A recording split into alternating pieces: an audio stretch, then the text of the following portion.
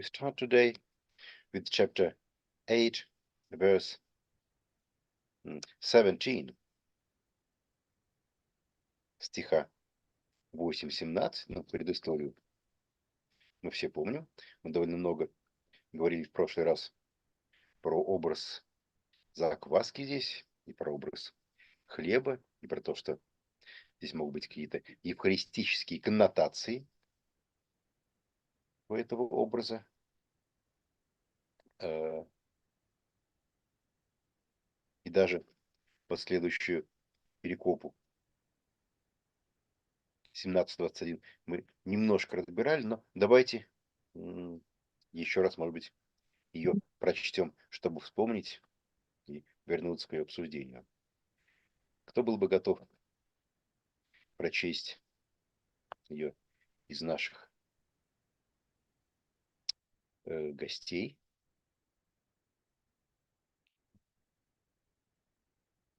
Елена, а вы не хотите прочесть нам греческий текст?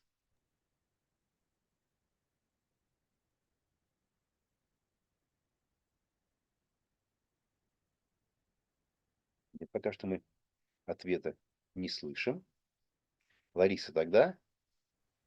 Если я бы с удовольствием прочла, но, к сожалению, я за рулем и вижу Все очень понятно. мелко. Да. Чтение Священного Писания за рулем может привести к неправильному эффекту. Да, Лариса, тогда давайте мы вас попросим. Может быть, просто вы прочтете всю перекопу у нас по-гречески от начала до конца, потом мы быстро прочту по-русски, и дальше мы перейдем к ее анализу. 17-го, да? Да, вот как нам было написано в письме, которое мы сегодня получили с 17 стиха, потому что вот 17-21. Угу. Большой кусочек, да? Да. Важный. Aignos legei autois, ti dialogizeste goti artus uk echete, upanoeite ude syniete, peporomenen echete ten cardian humon. Oftalmus echontes ublepete, kai ota echontes uk acuete, kai mnemoneute. Готе тус пенте артус, экласа эистус, пентакис хилиус, посус, кофинус, класматон, плерис эрте, легусин ауто додека.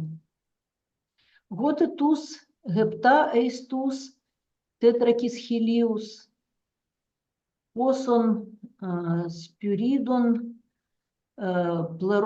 плеромата класматон эрате, кай легусин ауто гепта. Кай элеген аутоис упа сюнете. Иисус это понял и сказал. Ну, какие-то мелочи буду здесь по ходу дела комментировать. У нас, конечно же, важный момент перевод гнус как... Я что? Понял, да? Здесь получается, что Иисус узнает нечто про то, что творится в их мыслях. Видимо, неким таким сверхъестественным образом. Да? Потому что они рассуждают, можно было бы сказать, услышав. Но такое ощущение, что глагол гиноско здесь передает вот именно некоторый оттенок понимания сверхъестественного, понимания мыслей. И отвечает. Что вы рассуждаете, диалогизете, что не взяли с собой хлеба? Вы все еще ничего не понимаете, не прозреваете? Это моя попытка передать греческий здесь дублет «упоноэйте уде сюнете».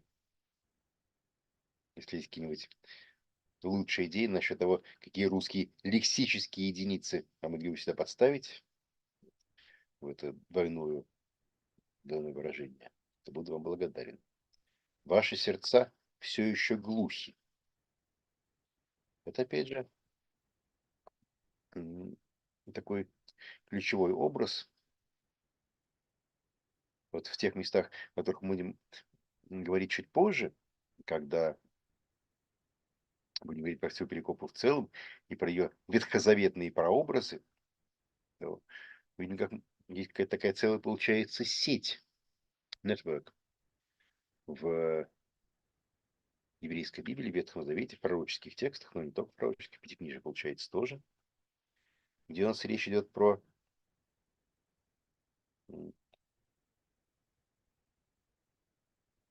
проблемы с ушами, глазами и непонятливостью сердца избранного народа.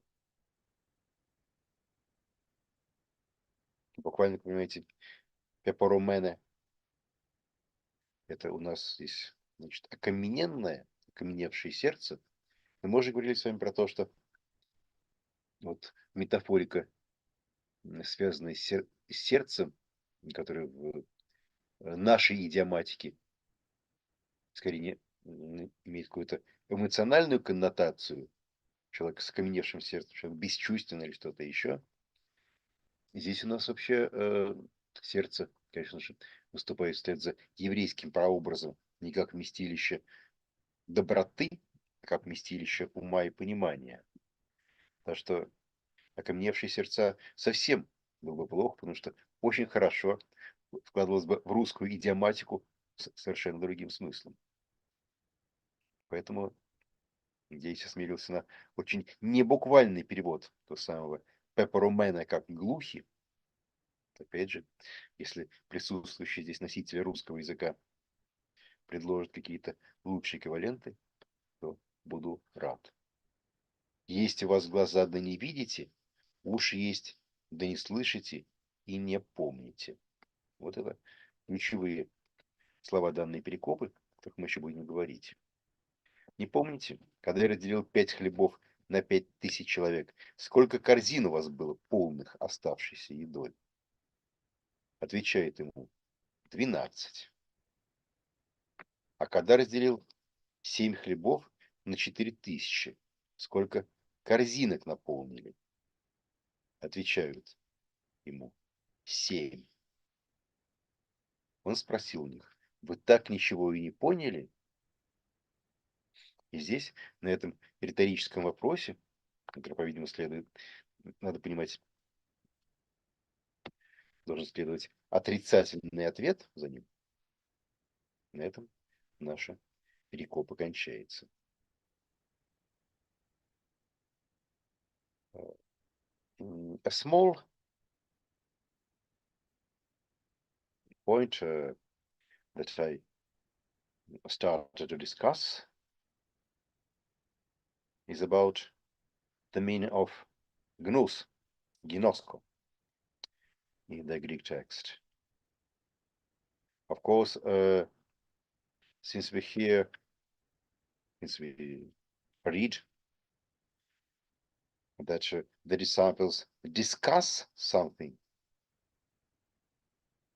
it may well be that Jesus overheard what they talked about, but probably the usage of the verb ginosko is an indication that he understood what is going on, not through eyes and ears that are going to be mentioned in the next verse, but rather by some supernatural understanding.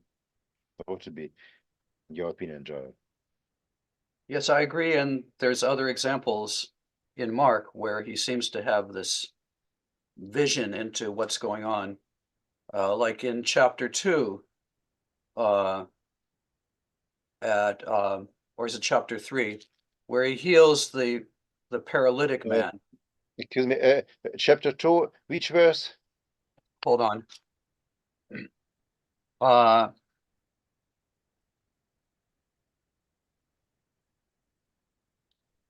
In chapter 2, well, first in verse 5, Мгм. and seeing their faith, he sees the faith of those who are carrying the paralytic man. Wait a And second. also there then the Joel, let's look at this okay, verse. yeah.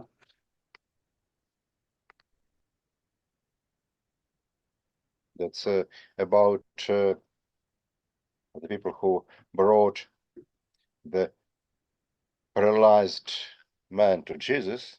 And Jesus zei, idon, o Jesus den pistin auton. I mean, there you could say again, he's concluding from the way that they are acting that they have faith. But then also in verses 6 and following, there's scribes Hmm. who are objecting, and in this case, in verse, go back to verse 6. Okay. Пожалуйста. Yeah. Dialogizomene ne enticed cardiais auton. They have this reservation in their hearts, but he knows what they're saying, and he responds to it. Mhm. Yes, I understand why you asked us to go back to chapter 2, verse 6, because we have exactly the same sequence. Mhm. Some people, they are dialogizomenoi, and this exchange of opinions. No, it's not even exchange of opinions, because here each of them thought something Mhm. within his own consciousness, within his own heart. By the way, how can we understand dialogizomenoi here? Of course, the first idea related to this word, that's it's a description of people who talk to each other, who Mhm. engaged in a sort of dialogos, but here it's definitely not this meaning. Right. They're thinking in their hearts. They're disputing with what he's saying, but they're doing it in their hearts. Yes, let's look at least within Mark's Gospel. What connotations this verb has? Then our place. It's interesting that in 2:6 we have this scene of some people who doubt, and this is described as dialogizomenoi. Then the same verb is repeated in Jesus' reproach. Mhm. Then once again here the disciples, Mhm. dialogizomenoi, Jesus' reproach. Then in Mark 9:33, Jesus asks his disciples what they were discussing, Mhm. and probably take into account the earlier occurrences of this verb, we may suggest that this refers to some exchange of opinions that is now to be reproached. Mhm. See that? Yeah, because they're talking about who's the greatest. Yes, and So they didn't want him to know that they were talking about it. So they hid it from him. Yes. But once again, it's interesting that here we have the same pattern. After some people who do not understand what is going on, Mhm. Yeah. they dialogidzosi, but then obviously Jesus in some supernatural way understands what is going on, because Mhm. if you look at 9:33, the disciples kept silent. They did not answer to his Mhm. question, and yet he behaves himself as if he had received an answer. Mhm. So this supernatural gnosis, though it is not explicitly mentioned here, is present here as well. Mhm. That's Yeah, pretty then, subtle, actually. yes, and then once again, here Jesus' opponents who dialogizonto.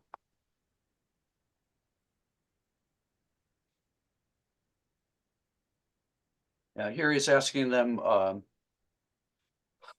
whose authority John the Baptist had. Yes. Where was his Yeah. authority from? And And they have a quandary. If they answer either way, then he wins the argument. yes. So at least in Mark, the emphasis is not on discussing, but rather on expressing some doubt or being not able to understand. What, by the way, what do we have in Greek I lexicon? mean, about? it's almost like, and I think there's a similarity to the murmuring of the children of Israel Yes. and the Exodus narratives. But in the Septuagint, what verb do we employ? Some different verb. Yeah, it's a different So, word. Yeah. dialogizomai is not encountered in the Pentateuch. What associations this verb has in classical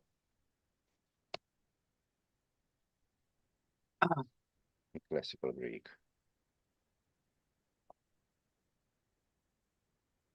Murmuring traditions. I think I talked about this in my commentary somewhere. Maybe I tried to make a link. Okay. I'm looking. But the link cannot be done through Greek. Right. Yeah.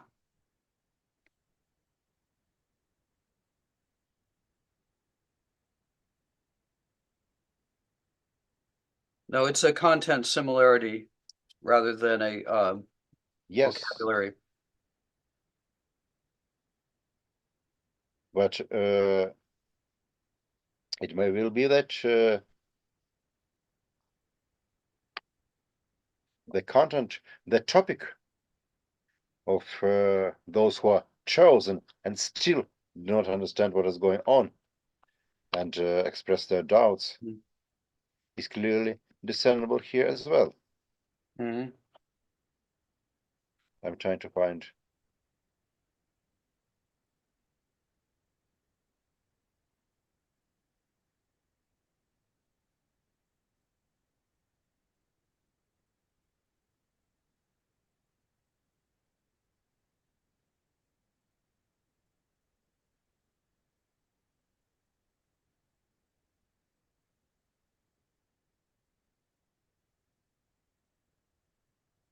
Dialogizomai.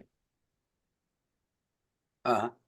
To balance accounts, to calculate exactly, to consider, to stop to consider, to distinguish,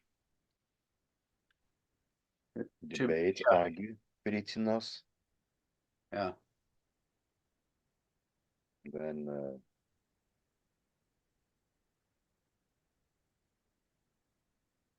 it's interesting that at least in the material that is collected here by little Scott Jones, there is no indication that outside of our texts, dialogizomai has a pejorative meaning. Uh-huh. Neither dialogizomai nor the related words, for example, dialogisma, dialogismos. Mm-hmm. It's very interesting. So in fact, in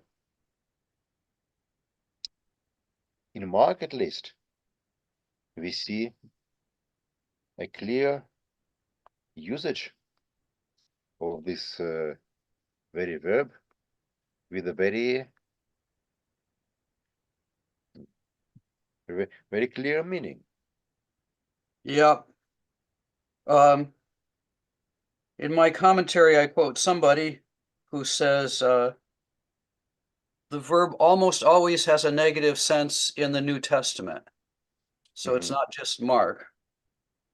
Yes, but in Matthew, we have two occurrences, three occurrences. All of them are borrowed from Mark. Uh-huh. In Luke, Yeah, that's interesting. This is like the Annunciation to Mary, I guess, right? And she was, yes, she's questioning in the her heart. Annunciation. So at least in later Christian tradition, it couldn't have any pejorative meaning, even the slightest, but we cannot be sure that the same is true here in Luke. But Luke 3:15, dialogizommenon panton and tais cardias auton peritoiamno. Yeah. The autos eie o Christos. At least would not have here the same attitude, the same meaning, the same connotations as in Mark.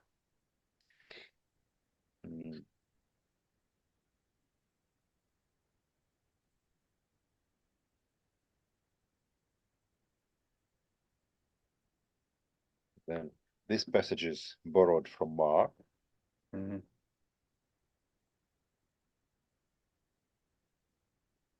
This is closer to the classical meaning of just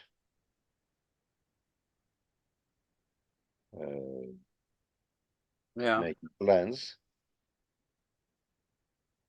Right, though it's a negative context, right? That's Because negative context, but not the same type of negative context as in Mark. yeah, And if I'm not mistaken, Yeah. that's all. So probably to talk about New Testament as such in this place would be a slight exaggeration. Yeah, maybe. I'll have to go back and see what evidence he has for this. Because we have a clear evidence for pejorative meaning in passages which were borrowed by the synoptics from Mark, Mhm. and outside of these passages, it's not so clear. So maybe it is not a New Testament meaning, but rather, or at least it's not meaning coined by the New Testament, but rather meaning coined by Mark. Yes, could be. Yeah. I may Yes. have made a mistake there. And And of course, Mark is the most negative of all the Gospels, I think, about just human nature in general. Yes, but it's interesting that it occurs again and again in context of people not expressing their faith in Jesus, not believing Jesus, Mhm. or not understanding something, and always it is followed by some utterances by Jesus, who Who Jesus tries to correct the errors that yes, those who are, dialoguing in their hearts, those who are murmuring or objecting in their hearts, have uttered. He tries to explain to them. okay. Maybe one of the goals of our discussion is to better perceive some small but important associations and shades of meaning that the Greek words here in Mark have, and maybe to incorporate it somehow in our translation. In From what we just saw, I conclude that the neutral рассуждать, which is in Russia, has some connotations with rational thinking and so on and so on. It's not exactly what this network of the different mentions of dialogizestai hints in Mark.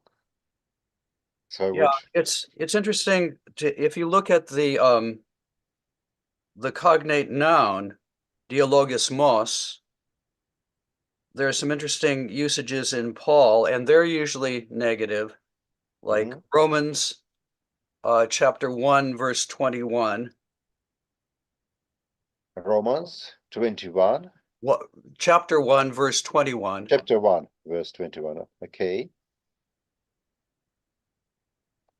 Да. They were the thoughts of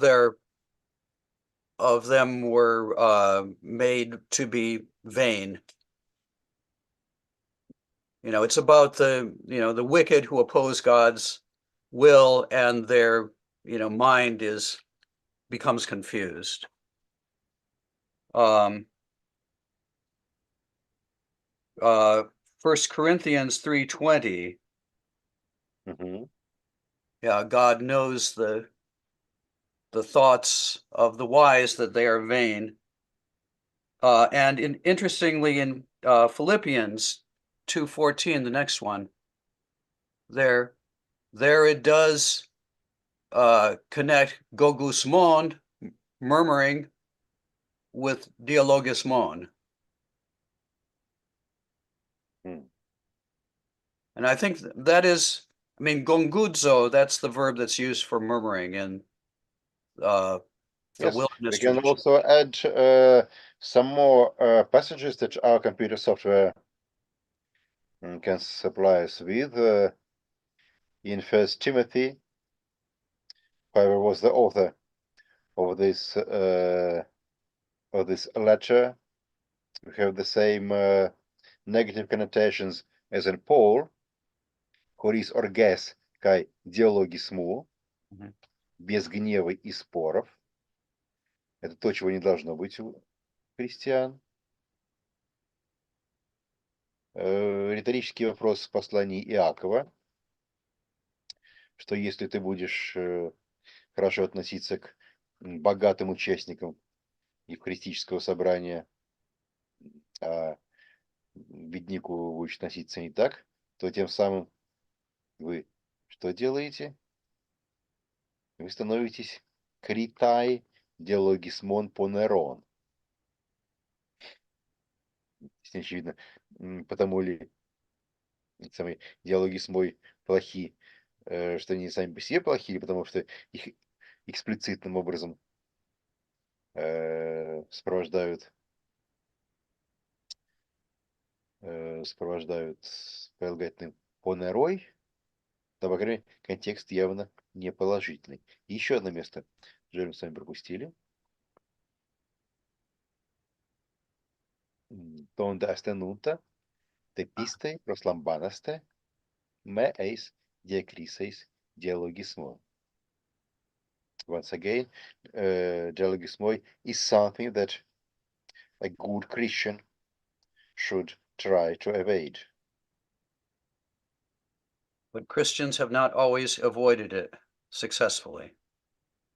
Yes, this is the case not only with this particular prescription, but with other prescriptions as well. True. Правильно. So, I mean, if you include the noun, those are mostly negative. And I like the Philippians one, and because it connects it with murmuring. Yes.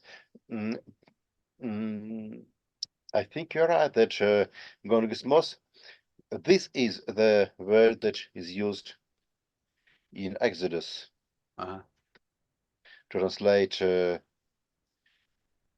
murmuring, the Hebrew murmuring. Yeah. Tlonotachem. Okay, yeah. So, though not directly, but we found a way to connect this scene with the topic of the murmuring in the desert that you mentioned earlier. Yeah. Yeah, I wish I'd seen the Philippians passage before, but for the next edition of my commentary, I'll introduce a note. I think we have a lot of new things to incorporate in your new edition. Yes, and mostly from this seminar. So I'll call it the Moscow Seminar Edition. Okay, agreed. Yes, but okay. Going back to our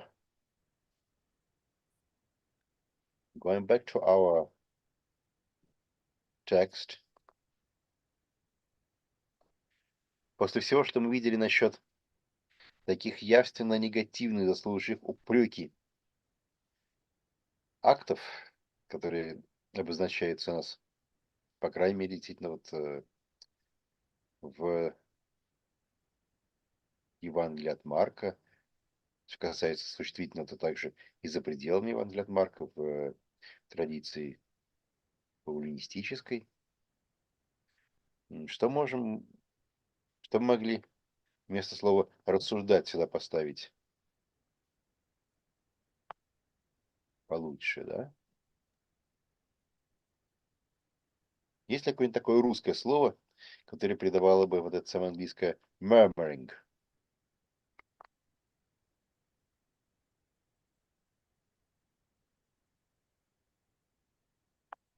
Ну, я вот написала, почему вы решили, что у вас нет хлеба. Окей, но мы говорим про 16 стих пока что.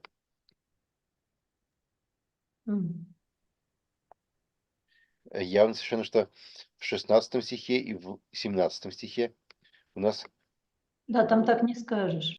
употреблено одно и то же слово, и хорошо бы это дело как-то сохранить эту консистентность. Что вы...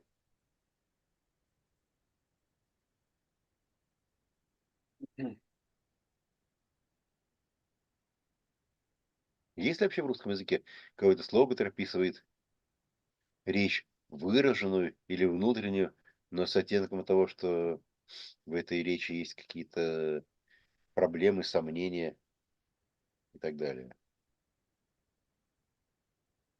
они что делают? Вот фарисеи собрались и сомневаются, рассуждают, брюзжат.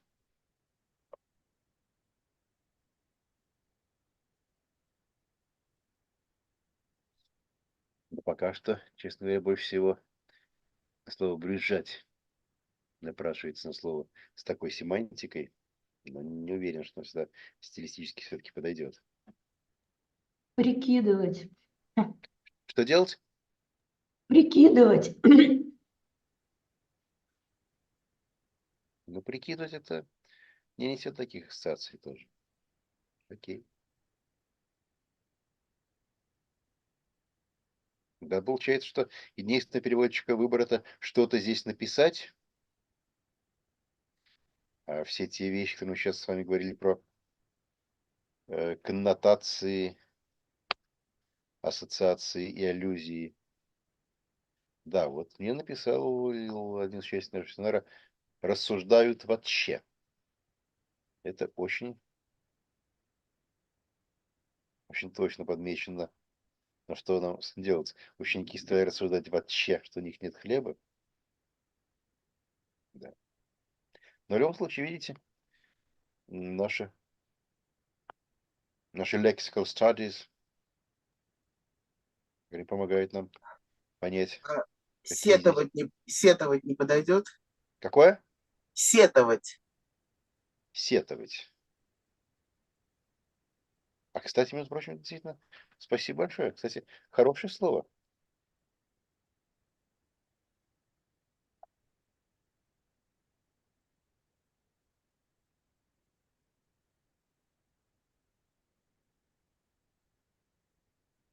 Да. Мне кажется, я вам здесь стал лучше. Большое спасибо.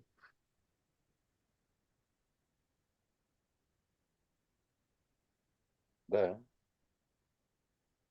И вот за сетованиями не для всякого диалогизма это нас подойдет, потому что, видите, у нас тут были и другие разные места и контексты.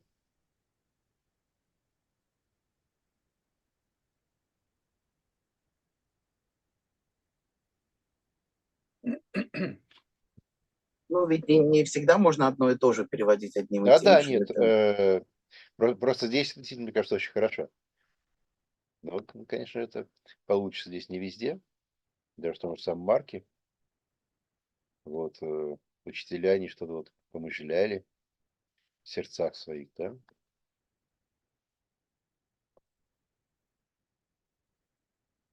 Вот, и про себя думали.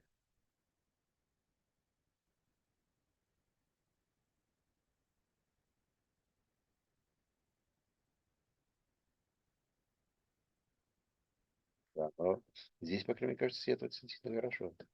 Спасибо.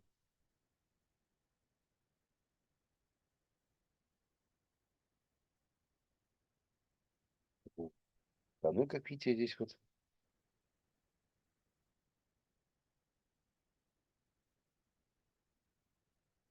решился перевести гнус как понял.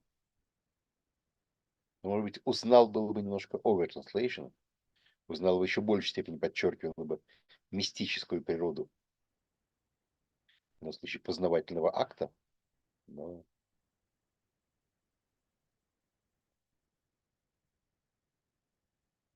да, может быть, подчеркивал бы слишком. Да. Если пока что вот по этой нашей, получается, да, такая целая пара слов у нас пронизывает Евангелие от Марка. Да. Кто-то делал гидзонтай, а Иисус делал гиноский. Вот по поводу вот этого момента какие-то еще есть замечания? Вижу в чате несколько слов. Пустословие. Да, жаль, что внутри Дело так точно сказать нельзя. Есть еще какие-нибудь замечания или предложения?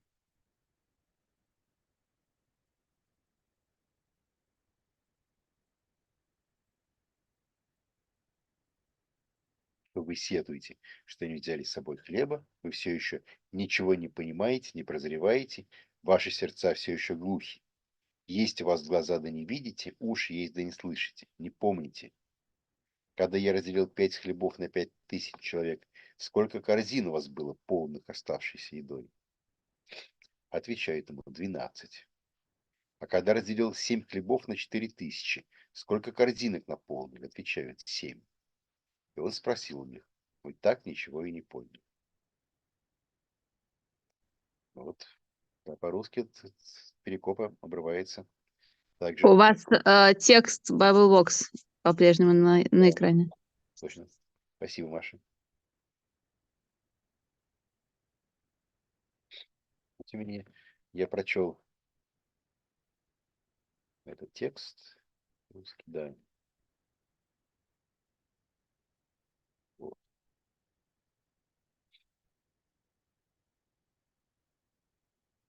Конечно, ключевым здесь пассажем, ключевой темой является: ваши сердца все еще глухи, есть у вас глаза, да не видите, уши есть, да не слышите. Мы в прошлый раз уже немножко останавливались, кажется, на этом моменте, что здесь у нас отсылка получается к другому месту из Евангелия от Марка, а также к целому ряду, мы сейчас увидим, ветхозаветных мест. Вот. Я делал такую небольшую подборку.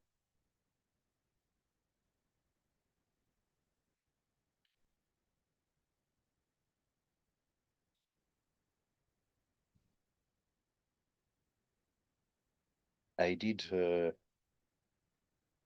small selection of similar passages from both from Mark, but also from the Old Testament texts that might have served as a prototype for Mark. We have already compared during our last meeting, I believe, Mark 8 with Mark 4. Mark 4. Let's look at the passage once again, just briefly to remember it. What's going on there? 4:12.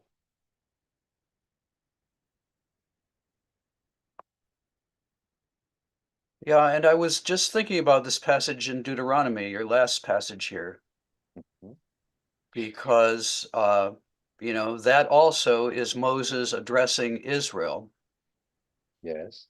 and saying that God has not yet given them a heart to know, eyes to see, ears to hear. So, I do think that the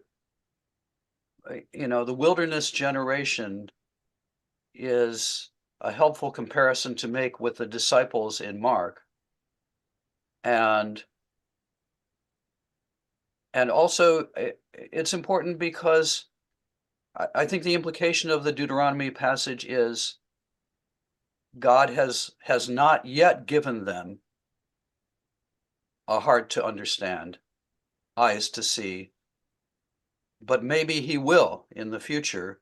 And that's important because at the end of this passage in Mark 8:21, Jesus says, "Upo suniate." Do you not yet understand? So it's there's hope that is held out that they will understand maybe in the future.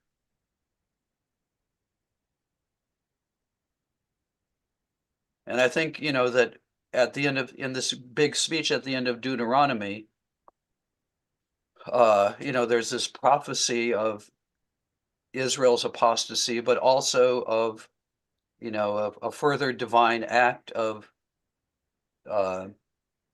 renewing the people.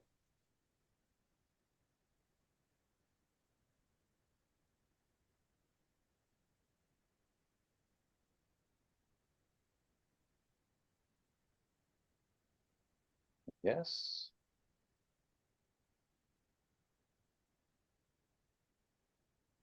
One can also argue that there is also a structural parallel with this passage from Deuteronomy. I mean, the place of this passage in the overall narrative.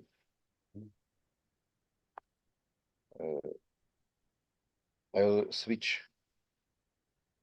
to Deuteronomy. Closer to. Yes, for us to remember in Deuteronomy 29, what are we talking about? This is, in fact, this is the using the words of Jeremiah, which are not employed here, but somehow come to mind. This is the new covenant. Ale divre haberit. Utoi hoilogoi des diatekes. But this berit, this diateke, is different from the Sinai one. And this is even stressed both in Hebrew and Greek text of Deuteronomy. Then Moses reproaches the Israelites that you have seen a lot of miracles, but lev.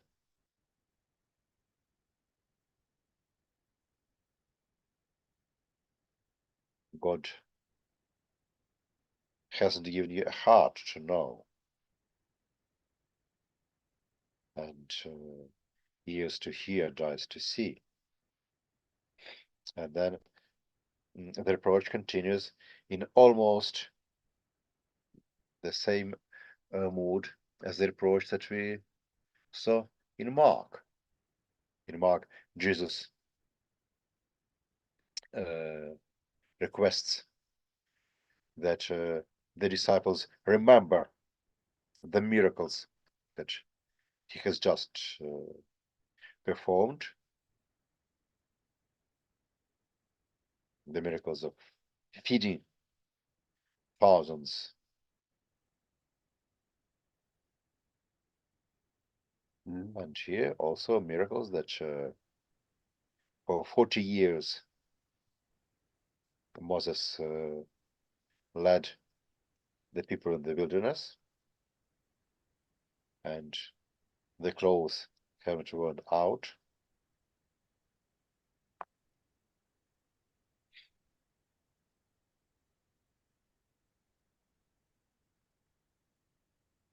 And they were miraculously fed.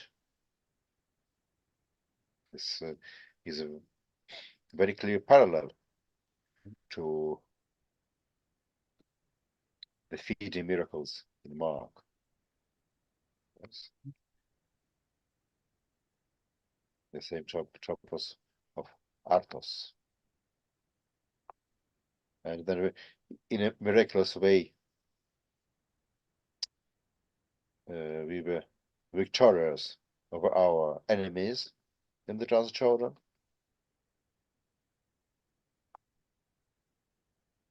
But in the middle of this list of miracles that were performed by God and Moses for Israel, the reproach that you do not understand, you do not have eyes, you do not see, and then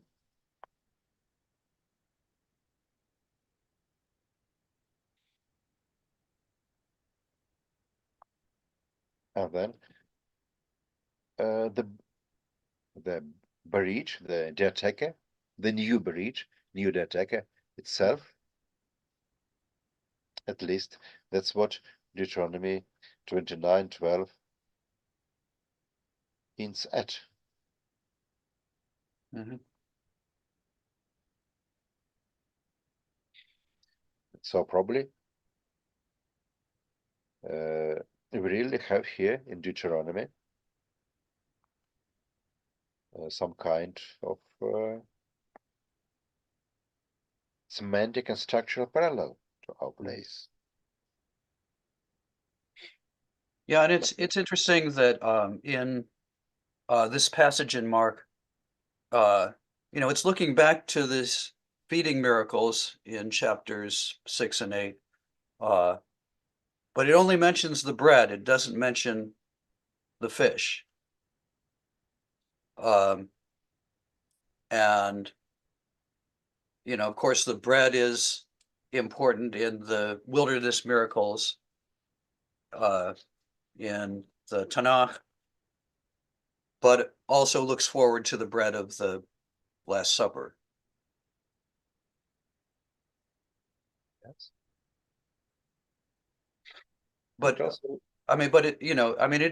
it's noticeable. You think that this language is so harsh, and the first thing you notice from the page that you have here is that the same words that were used for the outsiders in Mark chapter 4 are now being applied to the disciples. The disciples seemed, at first, you think they're on the same level as the outsiders, and but with this Old Testament substructure in mind and various hints within Mark, one begins to think that maybe this isn't the last word for them. It's upo. Do you not yet understand? And this passage is, we'll get to this probably next week, but immediately you have a healing miracle in which Jesus heals a blind man in two stages. First, he touches him and he sees, but imperfectly. Then he touches him again and he sees clearly.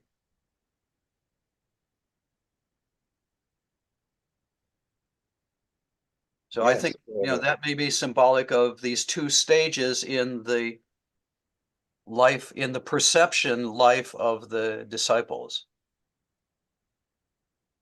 yes, but I think it's also important to look at the context of Mark 4:12. Of course, in Mark 4:12, this is a reproach that Jesus addresses to outsiders, while in our passage it's reproach that is addressed to disciples. But let's look at the direct context of Mark 4:12. Here Jesus speaks about outsiders, blepentas blepusi kaime idosin, and so on. But the very next passage already is a quite sharp reproach addressed to the disciples. Yes, that's very true. He sets up a strong dualism and immediately qualifies it.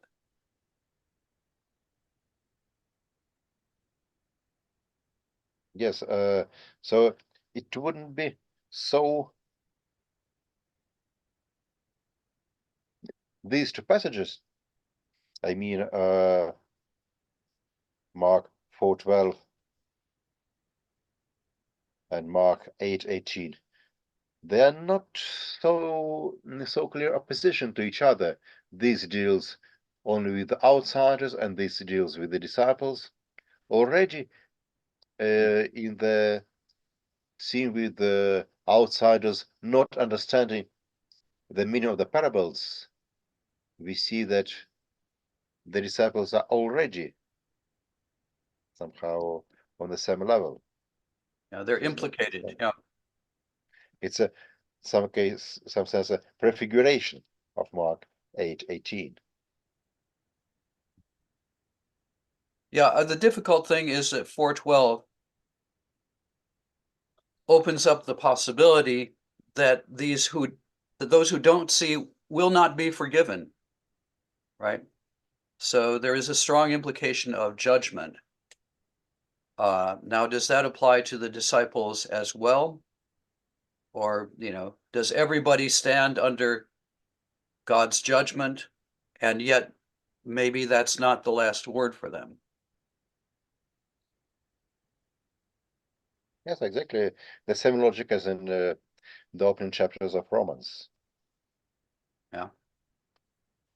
And we see that at least the topic is common to different stages of the Old Testament texts, Isaiah, Jeremiah, Ezekiel, but also Deuteronomy, not only prophetic literature, but the Pentateuch as well. And as we have just seen, the semantic and structural parallels with the Deuteronomy are very important here.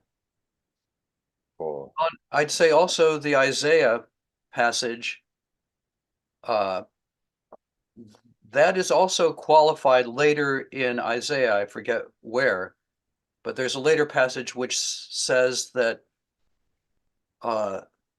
it will no longer be the case that the people will not be able to see, but their eyes will be opened. So even in Isaiah, which seems to be very definitive in its judgment against Israel for not seeing, that's not the last word.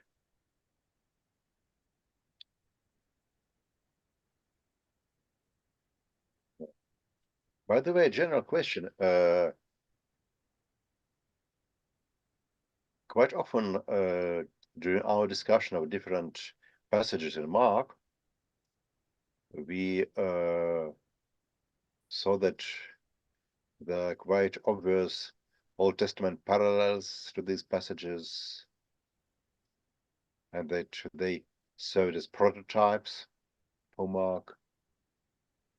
How do you think this might have occurred? Was it a deliberate, conscious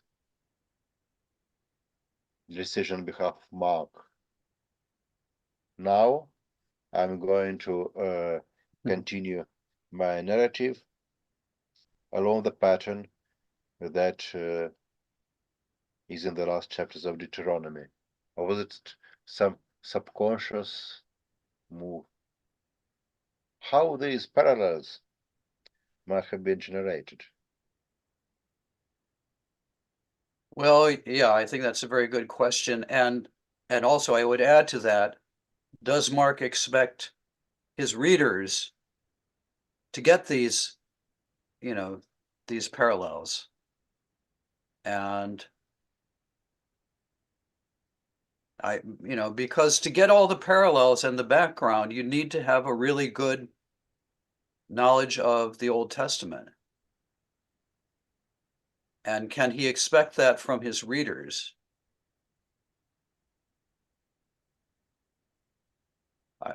I'm pretty sure that he didn't sit down and say, okay, now I'm going to inject some stuff from Deuteronomy or from Isaiah. That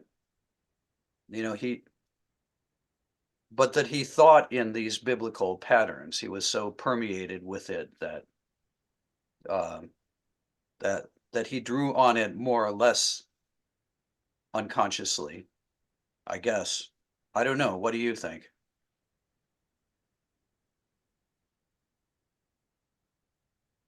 I don't know. Because on the one hand,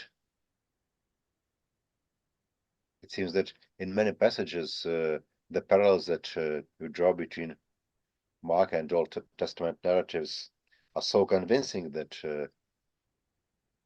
they couldn't emerge by pure chance. But how conscious were they? Maybe these patterns, after a person versed in Jewish scriptures in the beginning, of our era had his own worldview, so permitted, so formed and imprinted by these Old Testament topics that one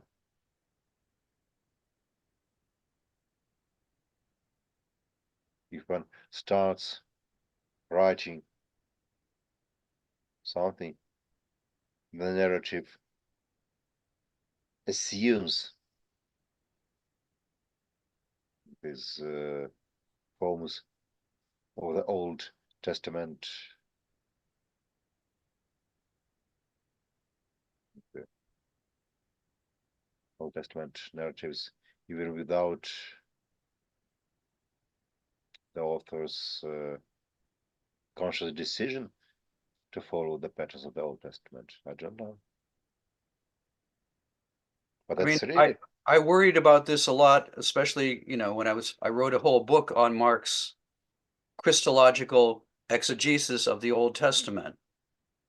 And I worried about it constantly. Were these just patterns that I was seeing and that I was imposing on Mark?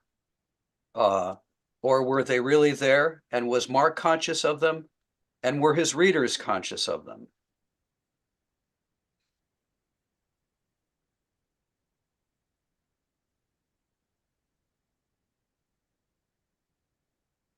yes, this is in a general It would and be very good to important ask him question. this question. I would like to sit down with him and ask him these questions about how conscious he was of what he was doing. Yeah, but we have the same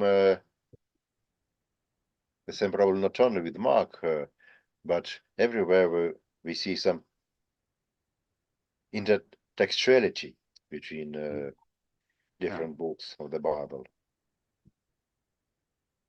Was this intertextuality consciously made by the author, or was it just unconscious reflection of the patterns that he had been imprinted with? I mean, I think there are some cases in, the Old Testament where there's a deliberate echoing and then change. For example, in Ezekiel, you've heard that it was said, or it will no longer be said that the son will die for his father's sin. Right? So that's echoing something that's there in the Tanakh, in the Ten Commandments, as a matter of fact. But he seems to be deliberately qualifying or reversing it. Now, that's the most blatant example I know of where somebody is recalling something, and until you get to the antitheses in the Gospel of Matthew, I think that's similar. Somebody's recalling a prior text and qualifying it, which is a little different than what's going on here. I think here Mark is appealing to a biblical pattern or reflecting a biblical pattern, and the biblical pattern adds something important to the whole story, namely that this seemingly very harsh rebuke is only penultimate. Yes, like in fact, we have the same network of intertextual allusions even in the Old Testament texts. Yeah. And it's not so easy to tell which of these 4 Old Testament texts is the earliest. Yeah. Probably Isaiah. Well, probably Ezekiel is the latest, right? Maybe. Okay. In any case, it's a very important thing to remember all that network of allusions that we have with us. Yeah, it's very interesting. Let's go back to our verse. We mentioned briefly, I think, during our last meeting, that there are a lot of ideas what kind of symbolism maybe behind these dodeca, heroes, and so on. But probably, even if there was some symbolism behind this, we are not able to guess with any certainty what was behind this 12 and 7. The only numerical parallel that I can imagine is probably with the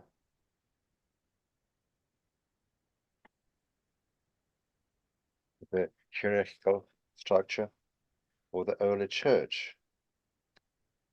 We have, on the one hand, we have 12 apostles, but also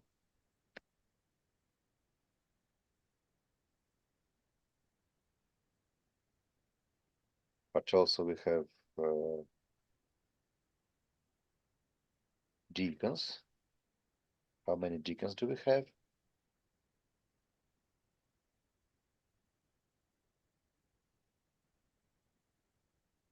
Seven, maybe? Yes, let's count.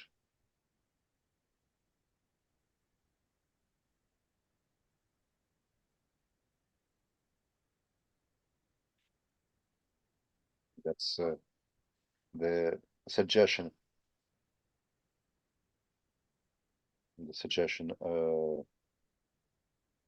Made by the apostles to elect the deacons. They were Stephanos, Philippos, Prohoros, Nicanor,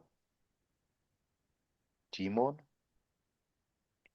Parmenas, and Nicolaus. 7 deacons.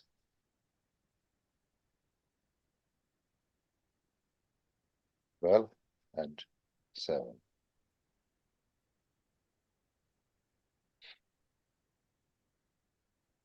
And later, we also have some references in the church tradition to 12 apostles and 7 deacons. But if this passage from Mark is somehow reflecting or hinting at something in the life of the early church, there may have been some connection. But I don't know. What would you say, Joel, about the idea to draw? Well, I think numerical parallel? it's easier. I mean, so the 12, of course, reflects the 12 apostles, but they reflect the 12 tribes of Israel. And the first feeding, where there were the 12 baskets taken up, seems to be in a Jewish area. The second feeding is in a non-Jewish area. So some have argued that the 12 reflects this, the Jewish part of the church, and the 7 reflects the Gentile part of the church. I mean, the problem with 7 is that 7 is so ubiquitous, starting with the 7 days of creation that it's difficult to pin it down to one particular symbolism. I think it's easier to connect 12 with Israel than connect 7 with the Gentiles. Though I'm tempted to do that. Yes, but on the other hand, let's look at the context of the 7 deacons. Joel, in English, correct term is deacon, yeah, Yes. as opposed to dean, which is something completely different. That's in academics, which is totally different from the church. Yes. Not in the realm of the holy. But I suppose etymologically this is the same, but just I think, yeah, there's some sort of the C has dropped out probably. okay.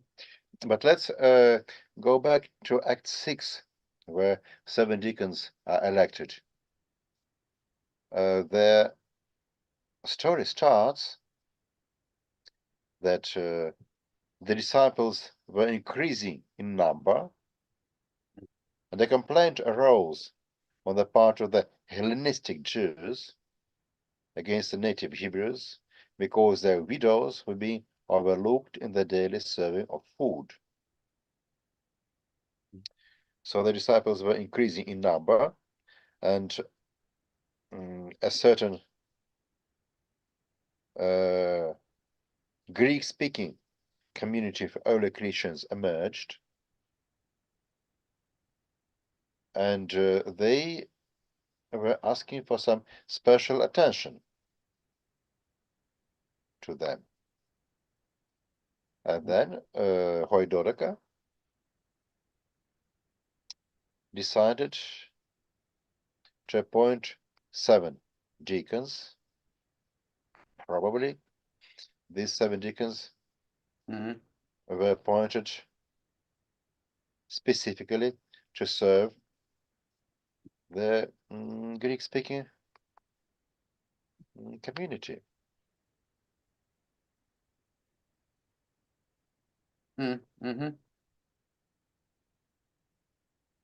At least we know about Stephanos that he has some problems with the Greek-speaking Jews who came to Jerusalem from the diaspora.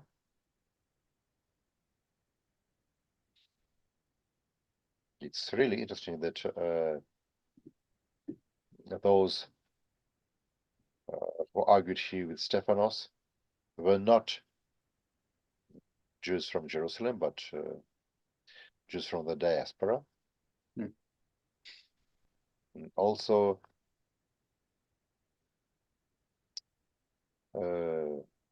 Nikolaos Proselytos Antiochus, obviously once again someone from the diaspora. Can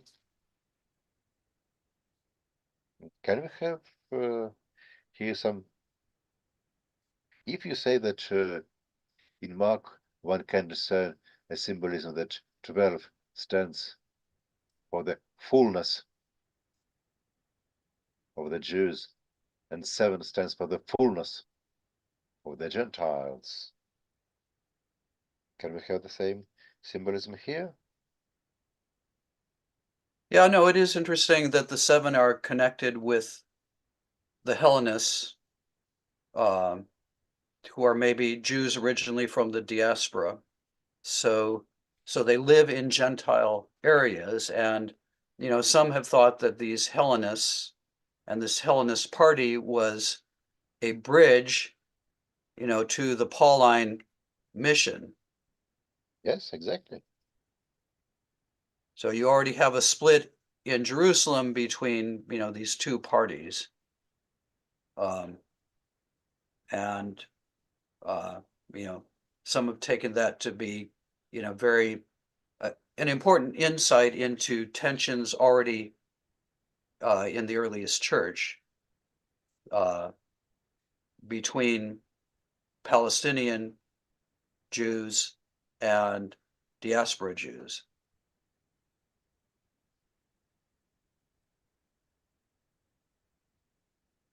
Okay. This pericope ends with elegant choice по синети. Вы так ничего и не поняли. Я боюсь, что, по крайней мере, в отношении числового символизма, это вопрос может быть обращен и к нам. Вы так и ничего и не поняли. Мы много размышляли и сетовали, но ничего и не поняли. Before we I often finish, wanted to say that to my students. Having eyes, do you not see? Having ears, do you not hear? Do you not understand? What do I have to do to make you understand? But I didn't say that. I thought it in my head, but I must confess that this year, at least in our Moscow program, we have very good students. So I would yeah, so hesitate. you've never thought that. You never thought that in your head, in your heart. You were never dialogid somenai in your heart, saying, why do you not understand? At least not this year. Okay. One more point that I would like to ask before we say farewell to this pericope is whether the usage of the polaris and pleroma in our text may also be understood as a hint to some eschatological reality of fullness of time, Mhm. or this will be too far-fetched. What would be your opinion, Joel?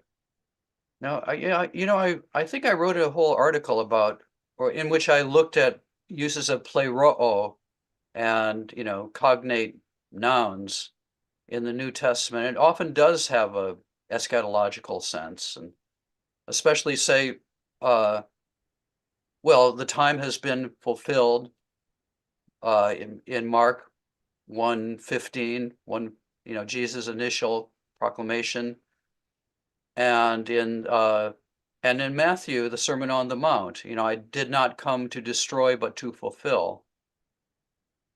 So I think that's a good guess, that pleroma points to the eschatological pleroma. But as concerns, it's obvious that there are some cases and some places in the New Testament where plero and pleroma has clear eschatological meaning. As concerns this particular verses, would it be too far-fetched to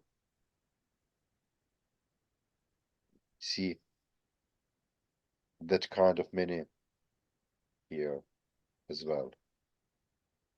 Well, yeah, I don't think it would be too far-fetched, and especially because in the Markan narrative, this again points to the Last Supper, where Jesus, explicitly invokes covenantal language and, speaks about, the newness of the Basileia tu Theou. So, yeah, I think it's it's not far-fetched. Okay. It's the sort of connection that if you read the gospel over and over, you would, you know, you would see that these passages, the feeding miracles, the discussion of them in chapter 8 are, you know, there's strong echoes of that later in the Last Supper tradition in chapter 14, which is interpreted eschatologically.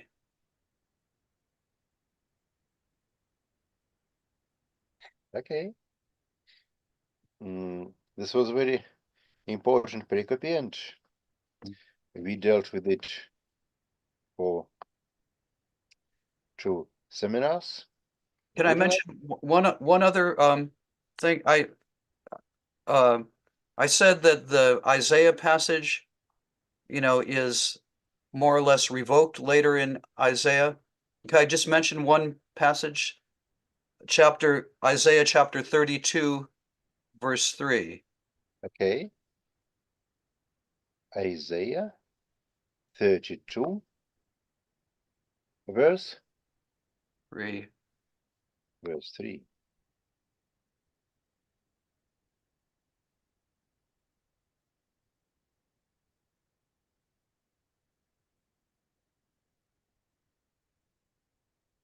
It's interesting that at least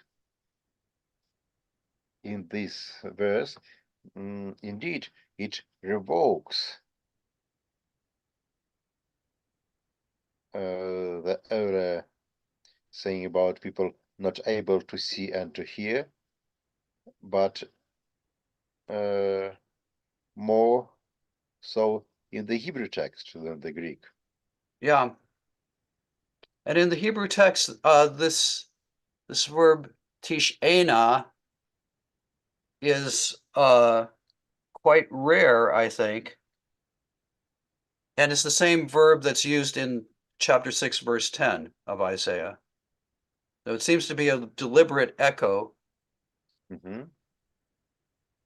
of Isaiah 6:10. Isaiah 6:10. Yeah. Okay. Isaiah 6. I hope it's there. 6:10.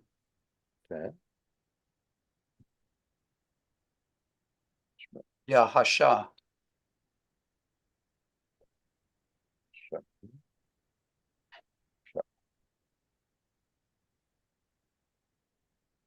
To smear over. Ознав. Yeah. Bed. Ознав. Rasha. Okay.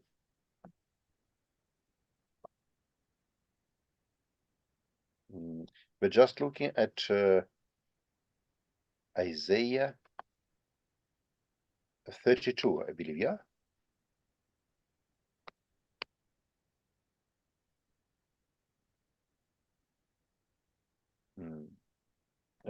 Can you remind me once again what was the passage in Isaiah that you looked at? Chapter 32, verse 3.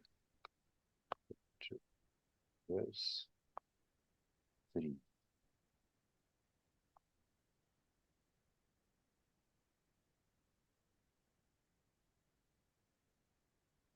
And again, yeah, we have in the Greek kaiuketi esontai,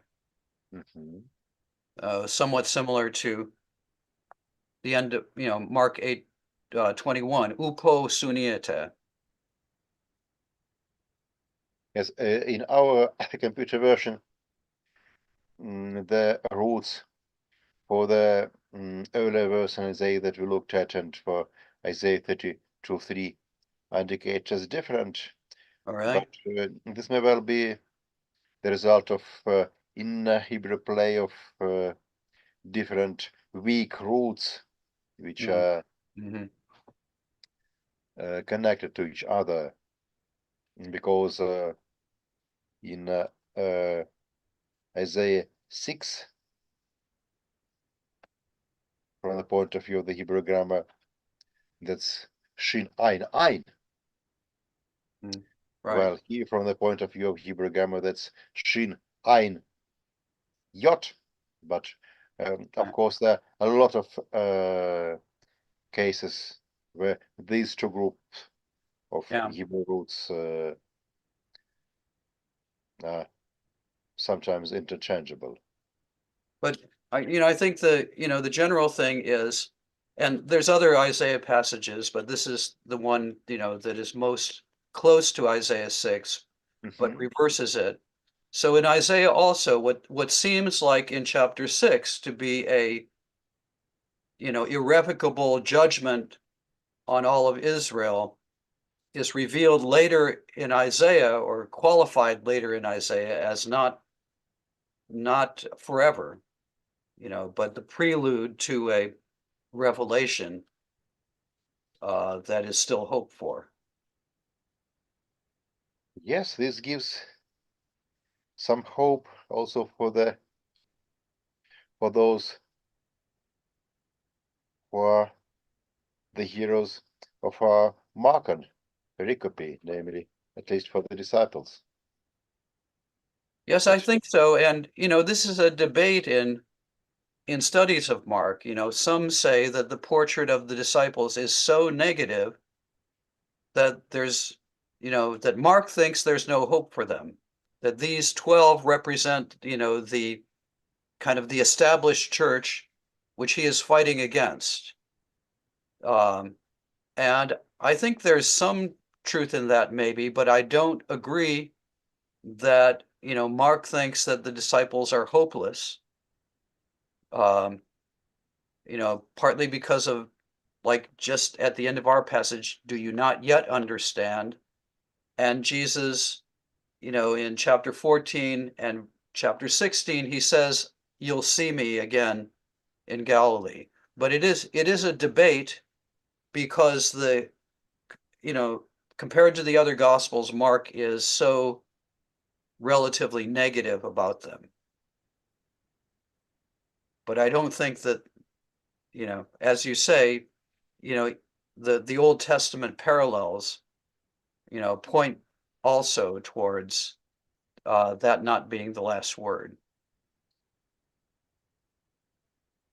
Yes, and of course, our exegesis of Mark is heavily influenced by our own understanding of the church establishment, and affected by our contemporary situation. I think that we are reading the Gospel of Mark for quite a long time, and we meet with this topic again and again, and with the time passing on and on, I feel myself becoming more and more doubtful with regard to the salvation of those who are meant here. Yes. Yeah, I do too. But I think, and I mean, I identify myself with these disciples also. So for me, it's hopeful that even these stupid disciples, they aren't thrown off by Jesus, and there's still hope for them to become workers in the vineyard. But I should say that, this negative interpretation of the disciples, it was especially prominent in the late 60s and early 70s in American context. And I think that reflected, what was happening in our society, and a kind of general disillusionment with institutions, including the church. And, so that had an effect too.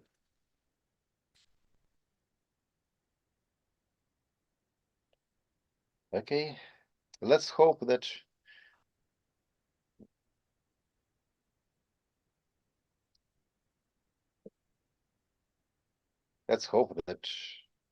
something good still may await us. I mean, I think that's why Mark is powerful, because it presents such a dark picture of humanity, even of the humanity of Jesus, who at the end, he says, "Why have you forsaken me?" And so he doesn't hold back from saying that our situation is dark, but